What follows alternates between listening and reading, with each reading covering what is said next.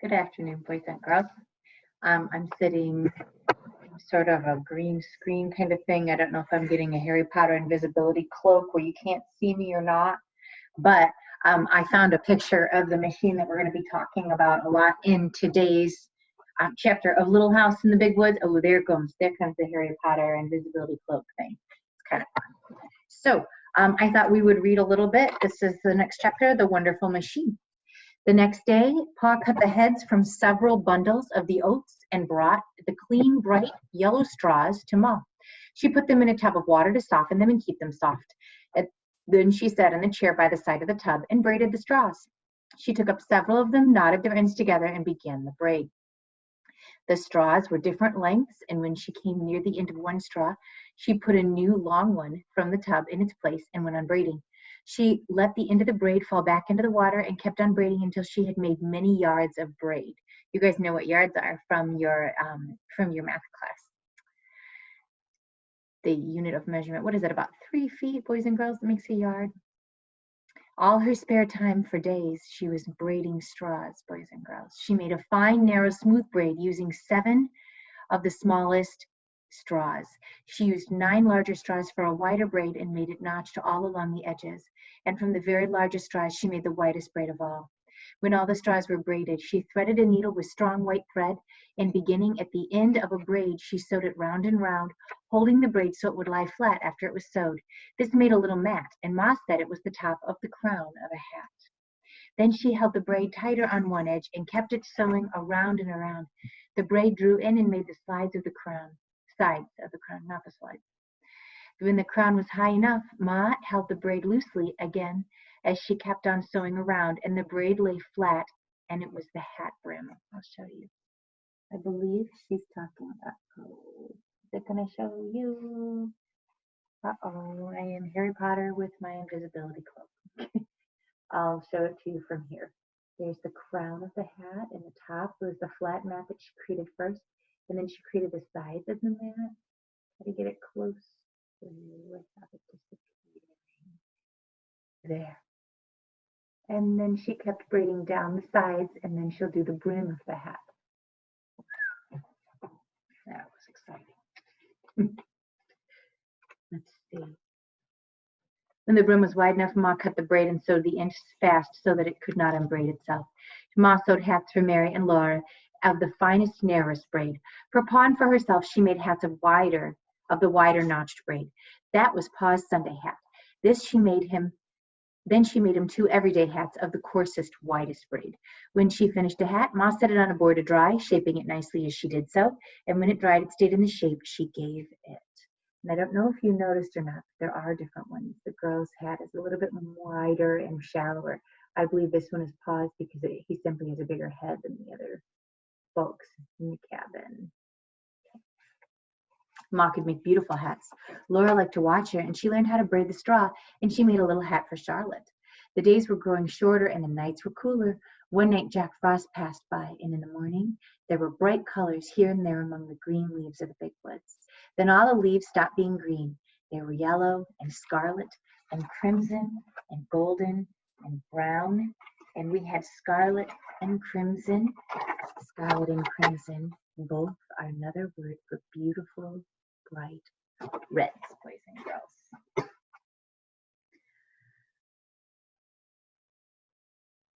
Let me find my spot. Along the rail fence, the sumac held up its dark red cones of berries above bright flame-colored leaves. Acorns were falling from the oaks, and Laura and Mary made little acorn cups and saucers for the playhouses. Walnuts and hickory nuts were dropping to the ground in the big woods, and squirrels were scampering busily everywhere, gathering their winter store of nuts and hiding them away in hollow trees. Laura and Mary went with Ma to gather walnuts and hickory nuts and hazelnuts. How many of those kinds of nuts have you guys ever eaten? Have you ever had walnuts? I love walnuts. What about hickory nuts? And hazelnuts. Hazelnuts are fairly popular. Have you ever had Nutella? You've had hazelnut with chocolate mixed together to make the Nutella. They spread the nuts in the sun to dry, and they beat off the dried outer hulls and stored the nuts in the attic for winter. It was fun to gather all the large round walnuts and the smaller hickory nuts, and the little hazelnuts that grew in bunches on the bushes. The soft outer hulls of the walnuts were full of a brown juice that stained their hands, but the hazelnut hull smelled good and tasted good when Laura used her teeth to pry a nut loose. Never use your teeth to pry anything loose, boys and girls, because you might break a tooth, especially now that you're getting adult teeth growing in. That's the only tooth you have. You don't get another one. Everyone was busy now, for all the garden vegetables must be stored away. Laura and Mary helped pick up the dusty potatoes after Pa dug them from the ground, and pulling the long yellow carrots and the round purple top turnips, and they helped Ma cook the pumpkin for the pumpkin pies. With the butcher knife, Ma cut the big orange-colored pumpkins into halves. She cleaned the seeds out of the center and cut the pumpkins into long slices from which she pared the rind. The rind is the hard stuff on the outside, boys and girls. You know, like the peeling of an orange is the rind. Laura helped her cut the slices into cubes. Ma put the cubes into the big iron pot on the stove and poured in some water, and they watched while the pumpkin slowly boiled down all day long. All the water and the juice must be boiled away, and the pumpkin must never burn. The pumpkin was a thick, dark, good-smelling mass in the kettle. It did not boil like water, but bubbles came up and it exploded, leaving holes that closed up quickly. That sounds a little bit like a thick pudding, if you ever make a thick pudding on the oven. Let's see, each time a bubble exploded, a rich, hot pumpkin smell came out. Laura stood on a chair and watched the pumpkin from Ma and stirred it with a wooden paddle. She held the paddle in both hands and stirred carefully, because if the pumpkin burned, there wouldn't be any pumpkin pies. For dinner, they ate the stewed pumpkin with the bread. They made it into pretty shapes on their plates. It was a beautiful color and smoothed and molded so prettily with their knives. Ma never allowed them to play with their food at the table. They must always eat everything nicely that was set before them, leaving nothing on their plates. But she did let them make the rich brown stewed pumpkin into pretty shapes before they ate it. At other times, they had baked Hubbard squash for dinner. The rind was so hard that Ma had to take Pa's axe to cut the squash into pieces. When the pieces were baked in the oven, Laura loved to spread the soft insides with butter and then scoop the yellow flesh from the rind and eat it. So the pumpkin pie that she makes does not come from a can. I have to be honest with you. When I make pumpkin pie, I just open a can of pumpkin and a can of the milk, and I mix them together with my cinnamon and my cloves. So I'm impressed that Ma can make it from pumpkin. Maybe we should try that sometime, boys and girls, just as an experiment to see if we can make pumpkin pie from scratch too. Do you ever eat squash that your parents cut in half and bake in the oven, and then you scoop the inside out? You can't eat the rind on the outside. The outside is too hard. Let's see. For supper now, they often had hulled corn and milk. That was good too. It was so good that Laura could hardly wait for the corn to be ready after Ma started to hull it. It took 2 or 3 days to make hulled corn, and now we're going to learn how. The first day, Ma cleaned and brushed all the ashes out of the cook stove, and then she burned some clean, bright hardwood and saved all of its ashes. She put the hardwood ashes into a little cloth bag. That night, Pa brought in some ears of corn with large, plump kernels. He nubbed the ears, which means that he shelled off the top kernels at the tips, and then he cut the rest of the shells into a large pan until the pan was full. Now, boys and girls, I do that too. My kids have braces, so they can't eat corn on the cob. So you just kind of cut the corn off the cob and keep just the pieces, the tender pieces. Now he he shelled the rest of it in a large pan until it was full. And then the next day, Ma put the shelled corn into the bag of ashes into a big iron kettle. Here we go. Here's a picture. I'm hoping it's not going to do the Harry Potter invisibility cloak thing. Oh, little wonky. Gonna try. Ooh, I have magic making me disappear, and I can't do anything about it, and I'm trying really hard. There she is. She's got the corn in the kettle, and then she's gonna hull it. All right, here we go. She filled the kettle with water, and she kept it boiling a long time. At last, the kernels of the corn began to swell, and they swelled and swelled until their skin split open and began to peel off. When every skin was loose and peeling, Ma lugged that heavy kettle outdoors. She filled a clean wash tub with cold water from the spring, and she dipped the corn out of the kettle and into the tub. Then she rolled up the sleeves of her flowered calico dress above her elbows, and she knelt by the tubs. With her hands, she rubbed and scrubbed the corn until the hulls came off and floated on top of the water. There she is, rubbing and scrubbing the corn in the wash basin that she boiled in the kettle first.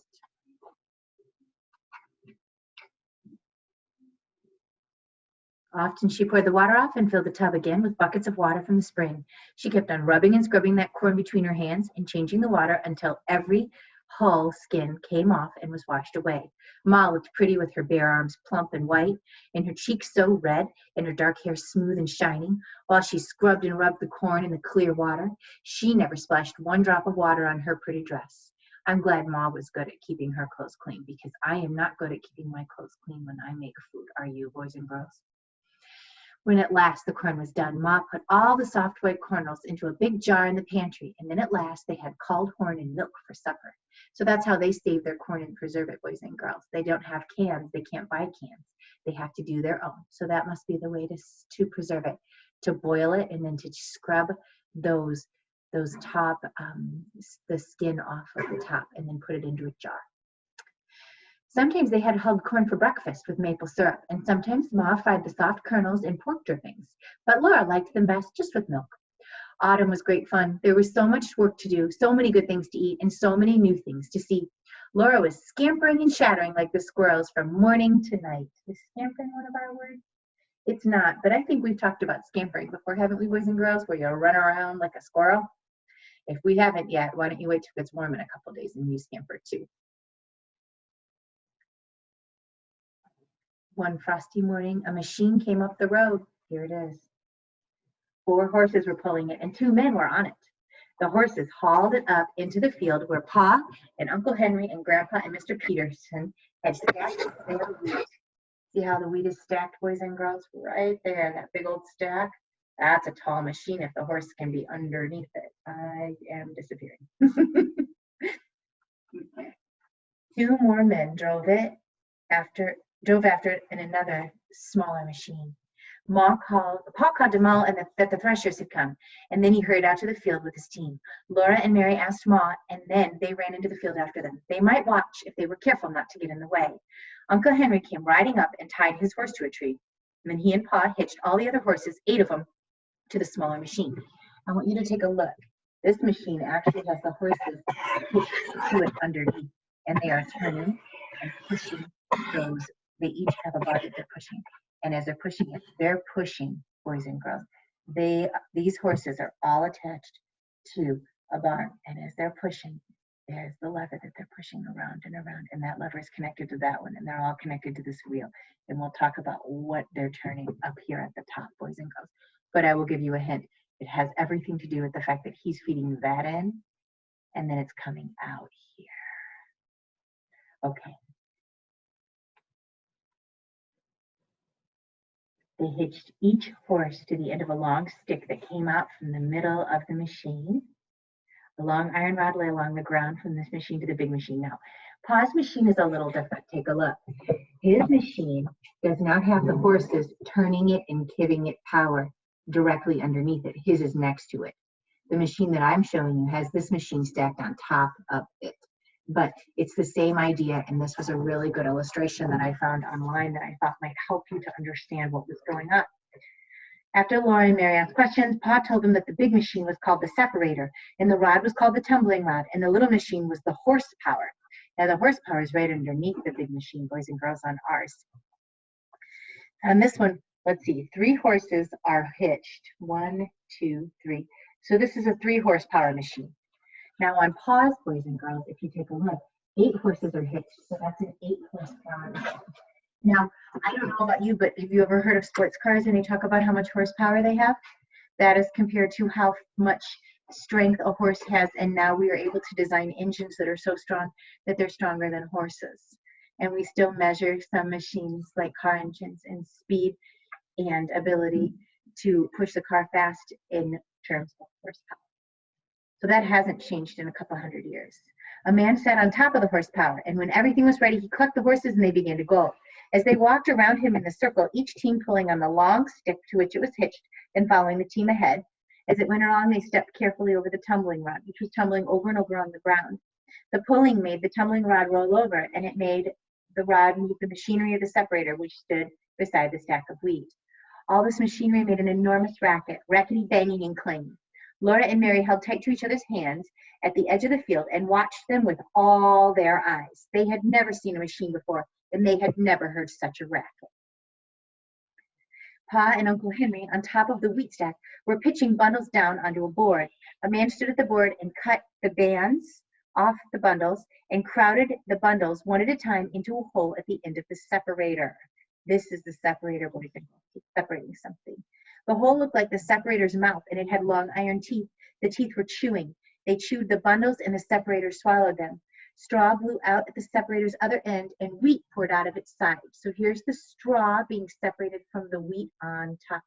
A wheat plant has a stem, and then at the very top, it has little round circles of wheat. And so the straw is being saved for the animals that will eat the straw, but the wheat is being saved in this bucket. We use wheat to make things like flour, boys and girls.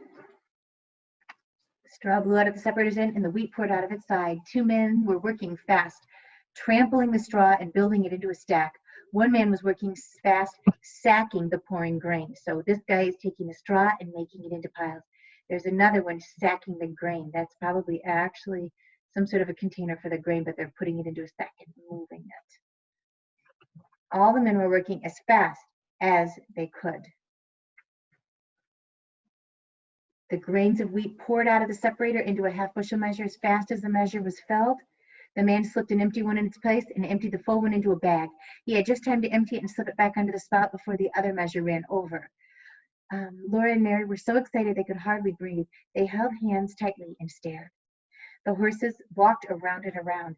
The man who was driving them cracked his whip and shouted, "Get up there, John! No use trying to shirk!" Crack went the whip.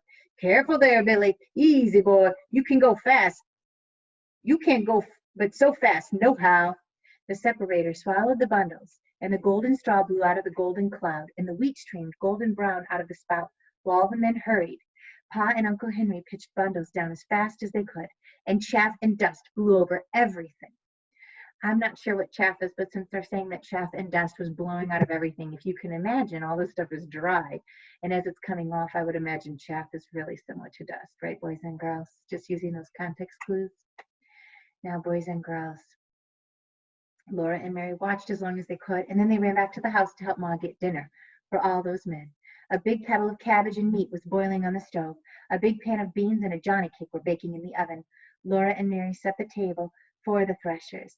They put on salt rising bread and butter, bowls of stewed pumpkin, pumpkin pies, and dried berry pies and cookies, cheese and honey, and pitchers of milk. And then Ma put on the boiled potatoes and cabbage and meat, the baked beans and hot Johnny cake, and the baked Hubbard squash, and she poured the tea. Now, boys and girls, that does not sound like a normal lunch to me, does it? Think about that. Bread and butter, stewed pumpkin, pumpkin pies, more than one, dried berry pies, and cookies, cheese, honey, and pitchers of milk. Boys and girls, that's making me hungry just thinking about it. That's not even the potatoes and the cabbage and the meat and the baked beans and hot Johnny cake and the baked Hubbard squash. That's 10 things.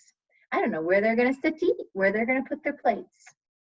Laura always wondered why bread made of cornmeal was called Johnny cake. It wasn't cake. Ma didn't know unless the northern soldiers called it Johnny cake because the people in the South, when they fought, ate so much of it. And a nickname of the Southern soldiers in the Civil War was the Johnny Rebs. So maybe they called the Southern bread Johnny cake based on the fact that it's Southern, and it was called cake just for fun. Ma had heard someone say that it should be called journey cake, but she didn't know. It wouldn't be very good bread to take on a journey. It isn't. Cornbread, if you haven't eaten any, boys and girls, it crumbles very quickly. And I can tell you that a lot of Johnny cake is eaten in the South because my mom and dad were both born in the South, and they did eat a lot of cornbread, and we still eat cornbread, boys and girls, even though we live in the North now. And it's a special dish for my family. At noon, the threshers came into the table loaded with food, but there was none too much, for threshers work hard and get very hungry. So in other words, those boys were big pigs at lunch, and they ate everything. There was no food left over. Can you imagine? By the middle of the afternoon, the machines had finished all the threshing, and the men who owned them drove away into the big woods, taking with them their sacks of wheat that were their pay. So they didn't get paid with money, boys and girls. They traded sacks of wheat were their pay for bringing the machine. They were going to the next place where the neighbors had stacked their wheat and wanted the machines to thresh it. Pa was very tired that night, but he was happy. He said to Ma, it would have taken Henry and Peterson and Pa and me a couple weeks apiece to thresh as much grain with flails that machine threshed in one day. We wouldn't have gotten as much wheat either, and we wouldn't be as clean. It wouldn't be as clean a wheat. "That machine's a great invention," he said. "Other folks can stick to the old-fashioned ways if they want to, but I'm all for progress. It's a great age we're living in. As long as I raise wheat, I'm going to have a machine come and thresh it, if there's one anywhere in the neighborhood." He was too tired that night to talk to Laura, but Laura was proud of him. It was Paul who had got the other men to stack their wheat together and send for the threshing machine, and it was a wonderful machine. Everyone was glad it had come. Sounds to me like Pa is not afraid of change and doing new things, which is wonderful because right about now we are learning very much in our lives to change and to do new things, like e-learning, like me trying to become a YouTube star and read to you guys on YouTube so that we can keep sharing our books and you have time. Boys and girls, I wonder what Paul would have said about this COVID outbreak and the fact that we're all staying home, just like he did in the 1860s with his family, and what he would have said about the machines that we're now using with each other. Do you think he would have liked them or not? I have a feeling that Paul would have approved of everything that we're doing to try to work together and to try to continue what we're doing. So that's it, boys and girls. That's the end of that chapter. Only one more to go until the last. This is it. This is the last chapter will be tomorrow. I will post it tomorrow on YouTube. And in the meantime, you guys have a great night. Thanks for coming. And thanks for checking out the threshing machine. I hope that you learned something new today. I sure did. Good night.